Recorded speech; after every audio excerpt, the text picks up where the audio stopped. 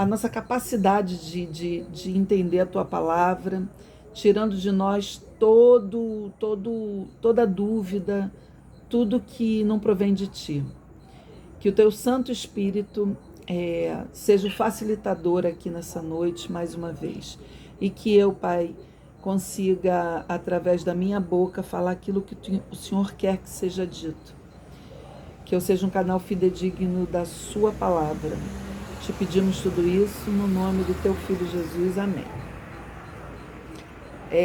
Então a gente está em Samuel 13, primeiro livro de Samuel, capítulo 13. Contextualizando, eu gosto sempre de dar uma checada, né, no que foi falado anteriormente, né? Nós estamos vendo a ascensão do rei Saul, e ele até então ele era um excelente rei, tá? Do jeito que o povo pediu, segundo o que Deus estava esperando que fosse um líder. Então ele estava cumprindo o papel dele de forma excelente. E hoje a gente vai ver a queda, quando ele começa a resvalar, aonde ele começa o desfiladeiro, né? A queda dele. Lembrando, tá? Que eu gostaria de colocar isso, que no capítulo passado ele participou de uma batalha, né? Ele comandou uma batalha. E essa batalha era com ele, reinando o povo de Israel, contra Naás, que era o rei amonita, tá? E Naás, um detalhe, né? Naás significa cobra, significa serpente, né? E assim, lembra lá que quando Eva e Adão pecaram, que lá em Gênesis, que Deus falou na profecia que Deus deu para a vida deles, né? Deus falou, prometeu que o homem nascido do ventre de mulher seria o que pisaria na cabeça da serpente e teria o calcanhar picado. No capítulo 12, ele trava essa batalha com um rei que tem um nome de serpente. É bem verdade que ele aqui estava apontando para o Filho do Homem, estava apontando para Jesus, né? Que pisaria na cabeça de Satanás, mas teria o pé picado, ou seja, a crucificação e todo aquele processo. Mas aqui a gente já pode ver que o rei Saul está apontando para Jesus, ele está ali personificando, né?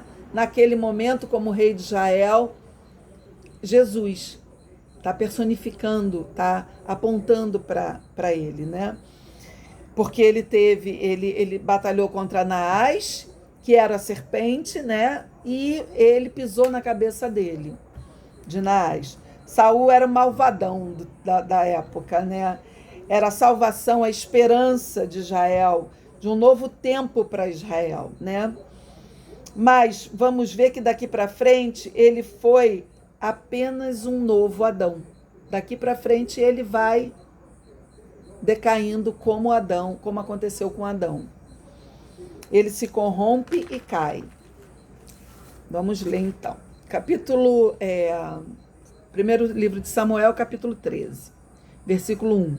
Saul já era adulto quando se tornou rei e governou o povo de Israel por 2 anos. Ele escolheu 3.000 israelitas e mandou todos os outros de volta para casa. 2.000 estavam na cidade de Miquimás e na região montanhosa de Betel. 1.000 homens ficaram com seu filho Jonatas, na cidade de Gibeá, no território da tribo de Benjamim. Jonatas matou o comandante filisteu em Geba, e os filisteus ficaram sabendo disso. Aí Saul mandou os mensageiros para tocarem corneta por todo o país, chamando os hebreus para a guerra. E todo o povo ouviu essa mensagem. Saul matou o comandante dos filisteus e agora eles estão com ódio dos israelitas. Então o povo respondeu ao chamado e foi juntar-se a Saul em Gilgal. Os filisteus se reuniram para lutar contra os israelitas. Eles tinham 30.000 carros de guerra, 6.000 cavaleiros e tantos soldados quanto os grãos de areia da praia do mar. Foram até Miquimás, a leste da cidade de Bet-Avém, e acamparam ali. Os israelitas perceberam que estavam sem saída e numa situação muito difícil. Alguns se esconderam em cavernas e em buracos, e outros em rochas e covas, em covas e em poços. Outros ainda atravessaram o rio Jordão e foram para as terras de Gade e de Gileade. Saul havia ficado em Gilgal e o povo estava apavorado. Aqui é bem claro que, mais uma vez, Deus quer a dependência do povo para ele, tá? Como em outros lugares que a gente vê na palavra, né? Jonatas, que é o filho de Saul, atacou o posto avançado dos filisteus e venceu essa batalha, né? Ao perder a batalha, os filisteus reúnem um exército incrivelmente grande para contra-atacar, né? Saul reúne 3.000 soldados, Jonatas derrota um destacamento, somente um destacamento, e mata o chefe desse coronel ali desse destacamento, né? Quando eles descobrem, sendo eles muito superiores em armas, em soldados e com condição bélica muito desigual, fazem com que Israel entre em pânico. Israel sabia das dificuldades dele, sabia que aquilo tinha que ser uma coisa sobrenatural. O povo corre se escondendo aonde pode. Aqui, o autor do livro de Samuel faz uma alusão a Gideão, lá em Juízes, que só tinha 300 homens e derrotou um exército enorme.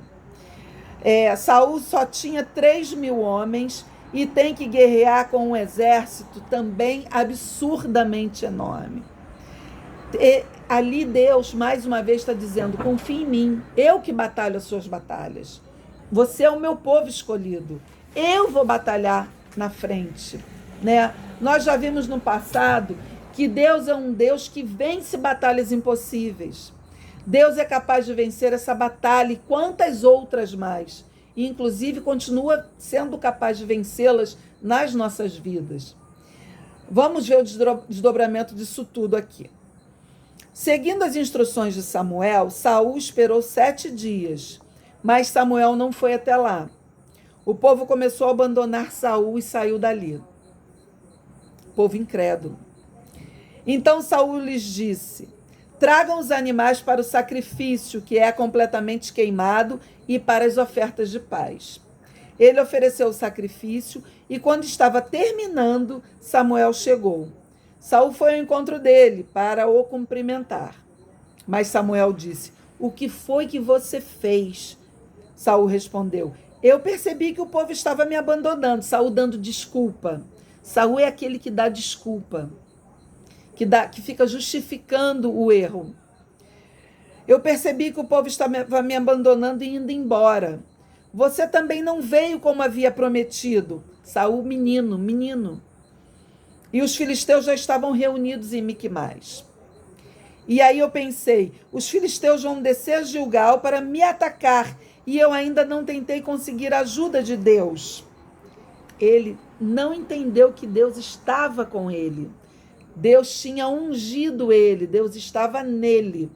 Ele achou que Deus só responderia através dos sacrifícios. Aí, Deus, o Senhor. Então, achei que tinha de oferecer o sacrifício.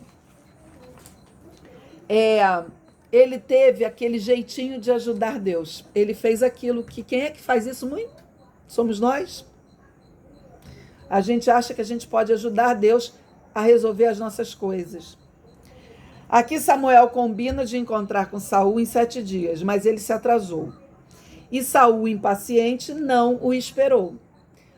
A gente lembra de alguma coisa quando a gente ora, coloca na mão de Deus, quando não acontece no tempo que a gente determinou que tem que acontecer, a gente vai lá e tira da mão de Deus?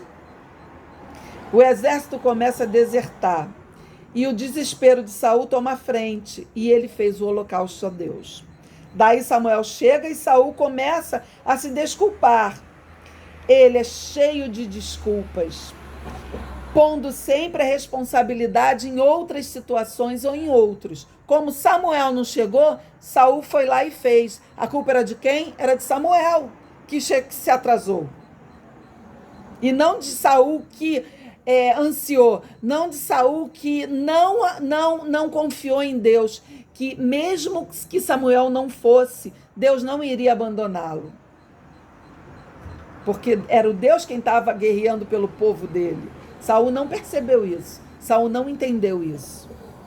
Samuel adverte a Saul que que ele começou a perder o reinado dele. Isso me lembra de Moisés, que não entrou na terra prometida porque ele bateu na rocha, ao invés de dar ordem à rocha, para que a rocha jorrasse água, ele bateu com o cajado dele na rocha. Foi o suficiente para ele não receber a promessa.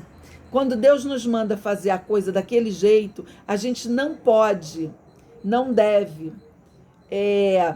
achar que pode ser de um outro jeito, por mais parecido que seja. Se é do jeito que Deus mandou, a gente tem que seguir a retidão daquilo que Deus mandou. Para que a gente não aconteça com a gente o que aconteceu com Moisés, para que a gente não deixe de entrar na terra prometida, para que não aconteça com a gente o que aconteceu com Saul, que por ansiedade, por medo e falta de confiança, vai perder ele, o reinado dele, toda a descendência dele, toda a dinastia dele perdeu o reinado, perdeu a coroa. Dentro do desespero de Saul, ele toma a frente e oferece o holocausto. Essa tarefa era exclusiva dos sacerdotes. Isso demonstra o quê? Que Saul, na verdade, não está confiando em Deus. Ele não entra em descanso no coração em Deus. O coração dele não descansa com a presença do Senhor, né? Com a majestade do Senhor, né? Ele está agindo com falta de fé. Ele precisa fazer alguma coisa para que essa vitória dê certo. Ele deve ter pensado: preciso fazer o holocausto. Eu preciso confiar no que estou vendo. Eu não consigo confiar no que eu não vejo, né? É claro que Deus podia vencer essa batalha, mas Saul não confiava. Saul é posto à prova e foi infiel. Samuel chega e chama Saul de tolo. E aí a gente vê aqui: o que você fez foi uma loucura.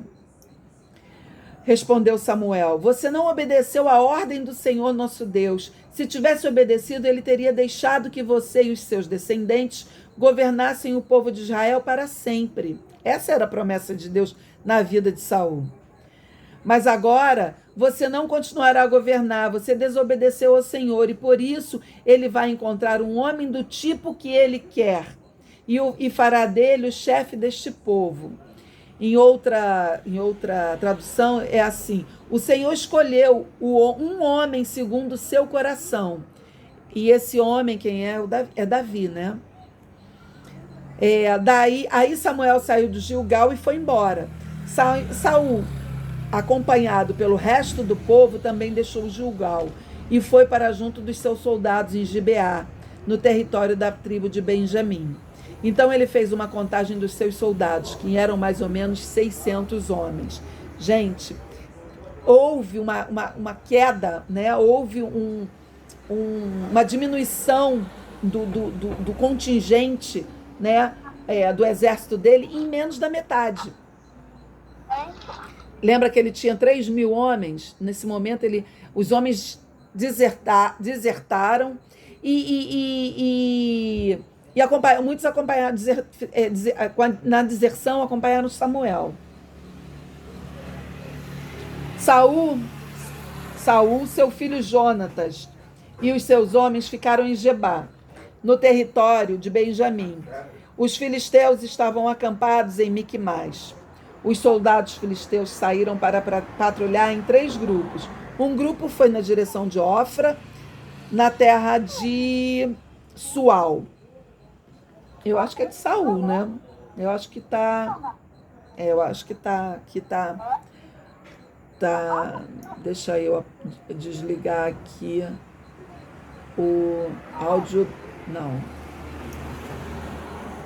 Carla, eu acho que é o teu áudio que está aberto, né? Não, filha?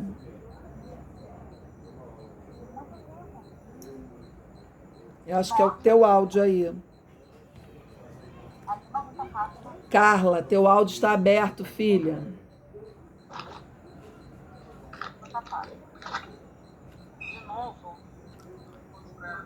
Ai, gente, como é que a gente fecha o áudio do outro, hein? Achei.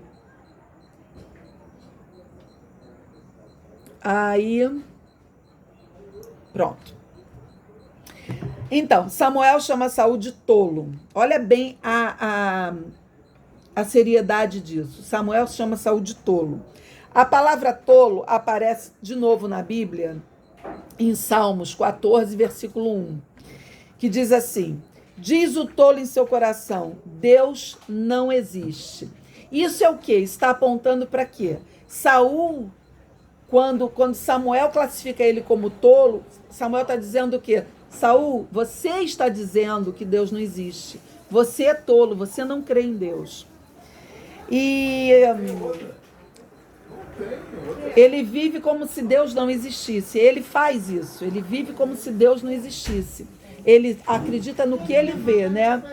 E é exatamente assim que nós agimos.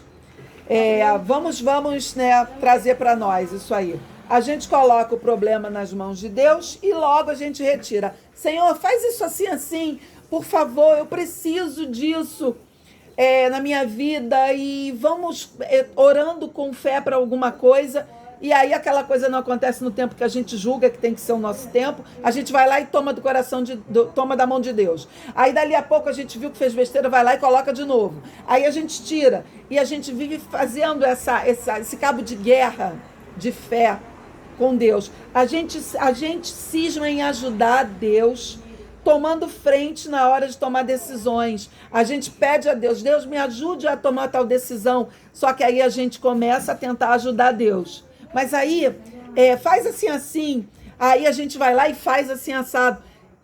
A gente não, na verdade, a gente corre muito a gente toma muito essa postura de Saul, né? Tentando ajudar Deus, colocando e tirando as nossas questões, as nossas situações, né, nas mãos de Deus. A gente tira e bota. A gente pede ajuda de Deus na hora de tomar decisão, mas a gente vai lá e não escuta. Quando Deus não fala aquilo que a gente quer ouvir, a gente teima em não ouvir aquilo e fazer de outra maneira, né? E a gente vai, normalmente a gente dá com os burros na água. A gente pensa assim, Deus não está fazendo, então eu vou lá e faço. A gente não espera o tempo de Deus, que é diferente do tempo que a gente acha que tem que ser o nosso tempo, né? Olha, na Bíblia está cheio disso, cheio. Por exemplo, Abraão e Agar. Abraão tinha promessa, mas ele foi lá e deu um jeitinho. Ele foi lá e ajudou Deus. O que ele fez? Sarai arruma uma concubina para Abraão e vai lá e faz um filho. E aí o Ismael, o que ele consegue com isso? Os ismaelitas. Quem são os ismaelitas? É o povo lá de Maomé. É o muçulmano.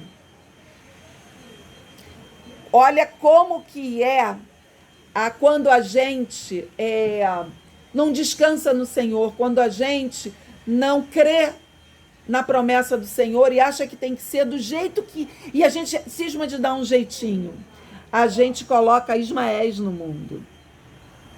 E depois de posto, Deus, ainda assim, Deus não se desaliançou, por mais que Abrão nesse tempo, né, não tivesse confiado nele, ainda assim Deus deu Isaque para Abraão e Deus prometeu uma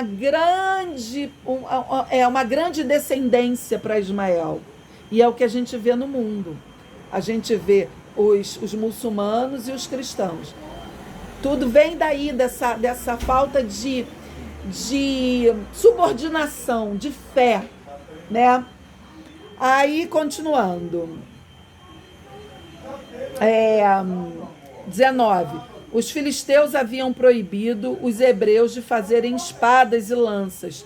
Por isso não havia nenhum ferreiro na terra de Israel. Estes cobravam caro dos israelitas para afiar machados e ferrões de tocar bois, e mais caro ainda para afiar arados e enxadas. Por isso, no dia da batalha, nenhum soldado israelita tinha nem espada nem lança, só Saul e o seu filho Jonatas, que tinham o rei e o príncipe, né? Os filisteus mandaram um grupo de soldados para defender o desfiladeiro de Miquimais. Ainda no versículo 14, no versículo 13, nós começamos a ver que o problema de Saul é no coração dele. Falta confiança em Deus, falta arrependimento, ele é arrogante. Ele podia perfeitamente ter chegado, Deus é o Deus da misericórdia, ele podia ter chegado e ter dito assim: eu fiz errado, eu meti os pés pelas mãos, me ajuda, Samuel. Como que eu faço para me consertar com Deus? Mas não, ele deu desculpa, ele deu justificativa. Ele não sente remorso. Ou melhor, ele sente remorso, mas ele não se arrepende. Isso é muito sério, gente.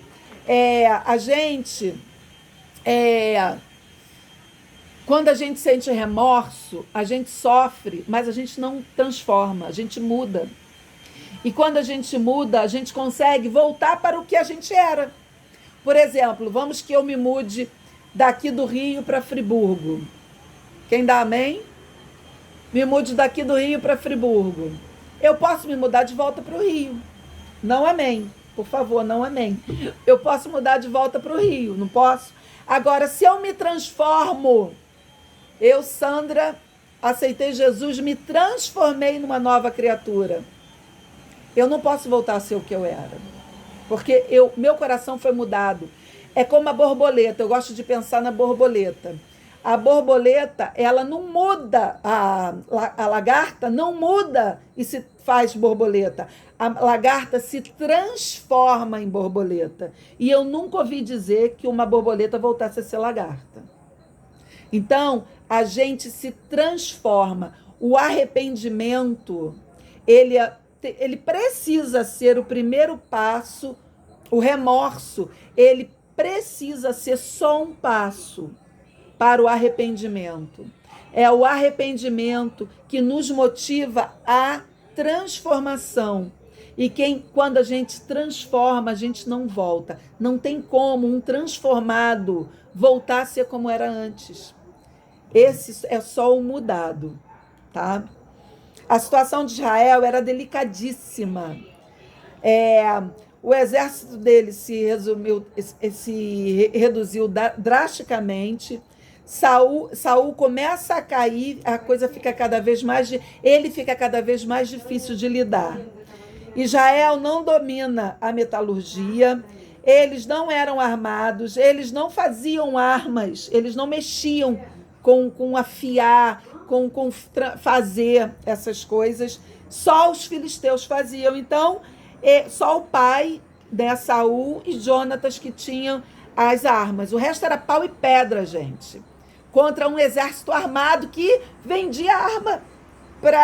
Pouco de arma que tinha, vendia arma para o exército de Israel. Olha que situação. O que Deus quer provar aí? Deus quer mostrar que não é a força do homem, não é a força do braço, é a força dele. Não era a arma que ia fazer vencer essa guerra, mas sim o poderio bélico, o poderio dele, o poderio bélico era do Senhor, era o poderio da fé nele. Nada disso é por acaso, nada disso, nada na Bíblia é por acaso. O Antigo Testamento é cheio disso, sabe? É cheio desses impossíveis, aqueles improváveis que eu sempre falo, né? São os improváveis de Deus. E a Bíblia é cheia disso, é para mostrar. Para quê, gente? Não é por acaso. Nenhum tio da Bíblia foi colocado ali por acaso. É para provar para a gente, em várias passagens, das maneiras mais variadas, para provar para a gente que Deus é fiel, que Deus é o dono do nosso destino. Ele precisa ser o dono do nosso destino. A gente tem que colocar fé nisso, porque Ele não nos abandona. O nosso destino foi escrito por Ele. E a gente não tem que dar jeitinho, ajudinha, para que o destino que Ele escreveu se cumpra na nossa vida. Dá para entender que isso é muito óbvio, né? O destino, quem fez foi Ele. Ele sabe dos dias da gente até o último. Enquanto a gente não era informe no ventre das nossas mães, Ele já sabia do último dia da nossa vida. Então, Ele é o dono de tudo isso. A gente tem que ter dependência dEle e fazer aquilo que é a nossa parte. A gente quer passar numa prova? Ótimo. A gente coloca na mão dele e estuda. Para que na hora da prova, aquilo que a gente estudou seja lembrado. Para que caia, até sobrenaturalmente caia na prova, aquilo que a gente deu mais ênfase. Deus é o Deus Ele inspira a gente a estudar naquilo que vai cair. Porque Ele sabe o que é a prova. Ele já viu a prova. Ele já viu se a gente vai passar ou não. Mas a gente tem que fazer a nossa parte, porque a gente pode contrariar. O plano dele é que a gente passe, mas a gente pode contrariar não estudando. Então, assim, a gente tem que ser dependente dele, dependente. Lembram das 10 pragas do Egito? O povo foi liberto sem empunhar uma lança. Ele simplesmente libertou o povo. Ele deu o jeito dele de fazer com que aquilo acontecesse. Aí o povo dá de cara com o Mar Vermelho. O povo não tinha barco, não tinha como. Ele deu um jeito sobrenatural, abriu o Mar Vermelho e o povo passou. A queda dos muros de Jericó, o povo tinha que entrar naquela terra, porque aquilo era a promessa dele. O que ele mandou? Que o povo desse 7 voltas com a arca. Parece maluquice? É a vontade dele. É ali que ele descobre o nosso coração. Fez o povo dar 7 voltas em volta ali dos muros, tocar o chofar tantas vezes, e na última volta que o povo tocasse o chofar e gritasse. E todo o muro ruiu sobrenaturalmente. O que é que ele está apontando para nós? Ele está apontando que o impossível, que é um muro edificado de rocha, é impossível ruir simplesmente com chofar e gritos. É impossível? Não. Ele faz o impossível. Ele é o Deus do impossível. E ali ele está mostrando para aquele povo e para nós que se ele mandar que a gente faça o esquisito, o que não tem a ver, mas se vier da parte dele, faça, porque os muros vão ruir, o mar vai se abrir, o deserto vai ter maná, o deserto vai ter nuvem para proteger do sol, coluna de fogo para esquentar, e tudo vai bem dentro daquilo que ele mandar. Que nós tenhamos esse coração de Samuel, que nós tenhamos esse coração de Moisés, de Josué, que nós tenhamos a fé de Abraão, né? Mas assim, a fidelidade, a certeza, a submissão, tá? Que Deus precisa que a gente tenha para que Ele promova as coisas nas nossas vidas. Vamos parar de dar jeitinho jeitinho de Saul nas circunstâncias e ajudar Deus. Deus não precisa da nossa ajuda. E era isso que eu queria falar no dia de hoje. Desculpem que hoje estava bem barulhento, mas eu não estou em casa, eu estou na casa da Camila, e aqui tem criança, tem um monte de gente, e eu fiz o melhor que eu pude. E eu queria que alguém completasse tudo isso que eu falei, se tem alguma dúvida também, enfim. Que a gente ainda tem aí uns minutinhos que a gente pode falar alguma coisa. Ninguém?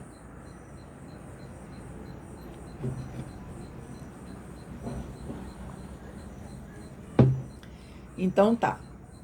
Então, assim, vou orar e vou encerrar, tá bom? Deus, Pai de bondade, Pai de amor, Paizinho querido, nesse dia eu te peço, pela vida da Manu, que amanhã começa uma nova etapa na vida dela de mãe e de mulher e de filha tua, que é a volta ao trabalho, Senhor, depois da maternidade. Isso não é fácil para nenhuma mãe, Paizinho, o Senhor sabe disso.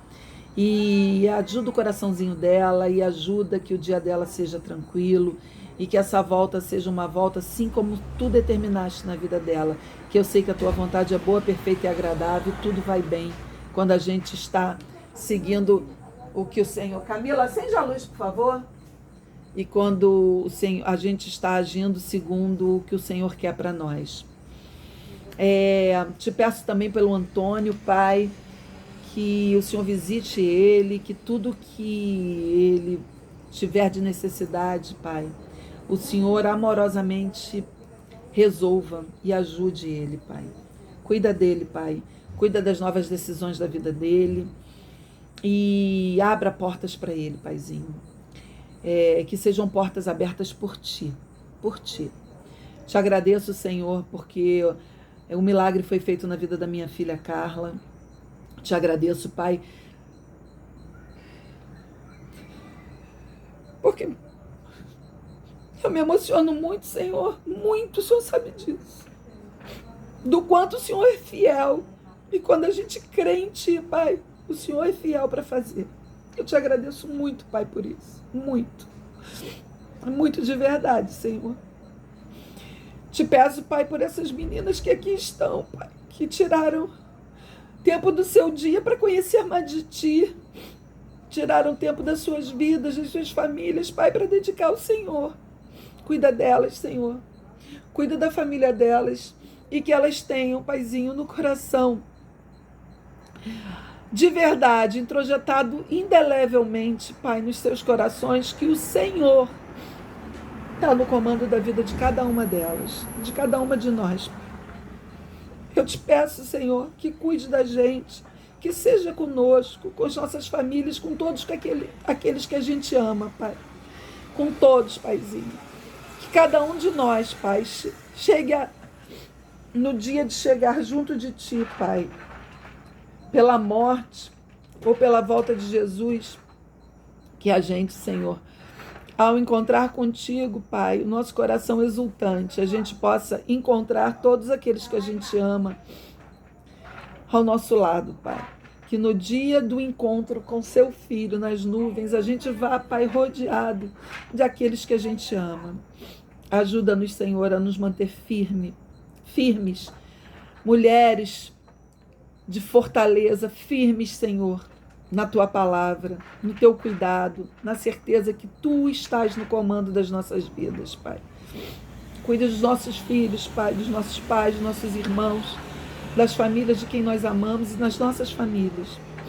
E dê a nós, Pai, uma noite de sono tranquila, como diz em Salmos, Senhor. Que a gente deite a cabeça no travesseiro e durma com tranquilidade. Que a gente durma, Pai, em paz. E que amanhã nosso encontro seja aqui mais uma vez feito dentro da Tua vontade, com o Teu amor. tudo isso te pedimos e já te agradecemos, porque sei que o que é ligado na terra é ligado no céu, o que é ligado no céu é ligado na terra. Já te agradecemos no nome amado do teu Filho, do nosso Salvador amado, de Jesus Cristo. Amém, amém, amém. Meninas, desculpe aqui a emoção, mas eu sou uma mãe muito feliz no dia de hoje. Sempre, mas hoje eu estou especialmente feliz e grata ao Senhor. E aí eu me emocionei. Então Amém. amanhã estaremos aqui juntas com a graça de Deus, nosso Senhor Jesus Cristo, e que vocês tenham um dia de paz, de equilíbrio, de força, de amor e de muita, muita proteção, tá bom? Até amanhã, meninas. Amo vocês todas.